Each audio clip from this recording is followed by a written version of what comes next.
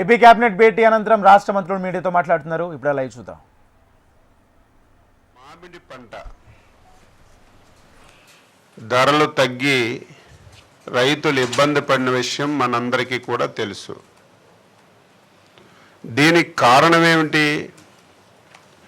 ఈ 3 జిల్లాల్లో నాకు తెలిసి గత 5 సంవత్సరాలు తీసుకుంటే మ్యాక్సిమం 2.5 lakhs మెట్రిక్ టన్నులు తోతాపురి మామిడి ఉత్పత్తి అయ్యింది.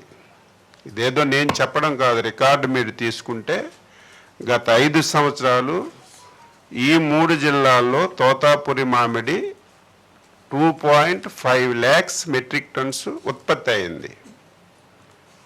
ఒకేసారి బంపర్ క్రాప్ వచ్చి ఈ సంవత్సరం దాదాపుగా 7 లక్షల మెట్రిక్ టన్నులు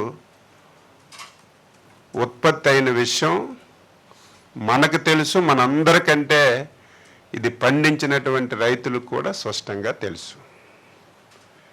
ఎప్పుడైతే బంపర్ క్రాప్ వచ్చి ఉత్పత్తి ఎక్కువ వచ్చిందో ధర తగ్గింది. ధర తగ్గడమే కాదు, కొనే నాదుడు లేదు. తోతాపురి మామిడి అంటే పల్ప్ ఇండస్ట్రీస్ వాళ్ళు కొంటారు. వాళ్ళకు కూడా గత సంవత్సరం ఏదైతే కొని పల్ప్ తయారు చేశారో ఆ పల్ప్ కూడా వాళ్ళ దగ్గర నిల్వలు ఉండడం వల్ల కొనడానికి ముందుకు రాలేదు.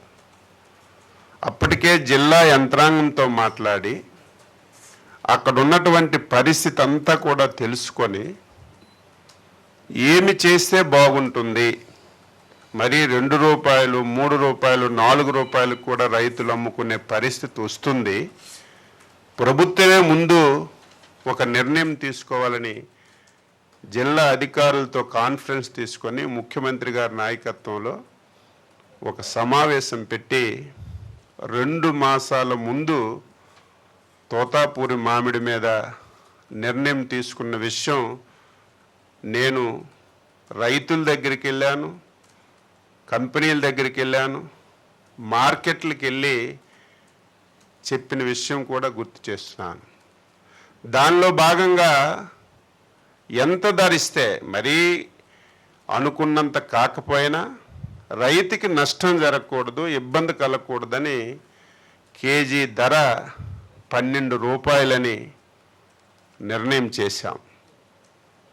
ఫ్యాక్టరీ వాళ్ళకి కొనమంటే మేము ఆ ధరకు కొనలేము, 4-5 రూపాయల కంటే ఎక్కువ కొనే పరిస్థితి మాకు లేదంటే వాళ్ళ మీద కూడా తీవ్రమైనటువంటి ఒత్తిడి తీసుకొచ్చి కొన్ని కఠిన నిర్ణయాలు తీసుకుంటామని చెప్పి వాళ్ళకు కూడా ఒక రేట్ ఫిక్స్ చేసి ఎట్టి పరిస్థితిలో 8 రూపాయలకి మీరు మామిడి కొనవాలి, 4 రూపాయలు మేము కేజీకి ప్రభుత్వం తరపున సహాయం చేస్తామని చెప్పి 2 మాసాల ముందు చెప్పి సిస్టమేటిక్గా మార్కెట్ యార్డులు తెరిచాం.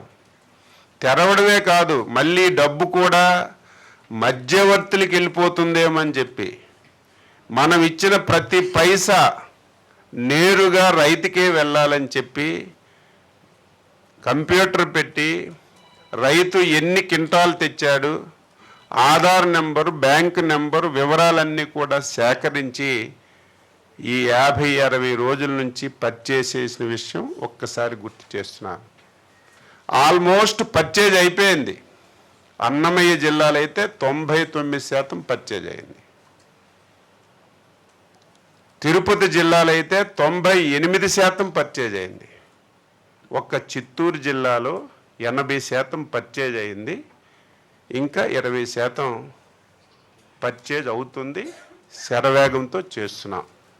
ఇది తోతాపురి మామిడి మీద జరుగుతున్నటువంటి వాస్తవం. దీన్ని పెళ్ళి అయిపోయిన తర్వాత 6 మాసాలకి మేళాలు వాగించినట్టుగా లేనటువంటి సమస్యని ఒక సమస్యగా క్రియేట్ చేసి పర్యటన చెప్పి ఒక నాయకుడు బయలుదేరిన విషయం ప్రజలు ఒక్కసారి గుర్తుపెట్టుకోవాలి.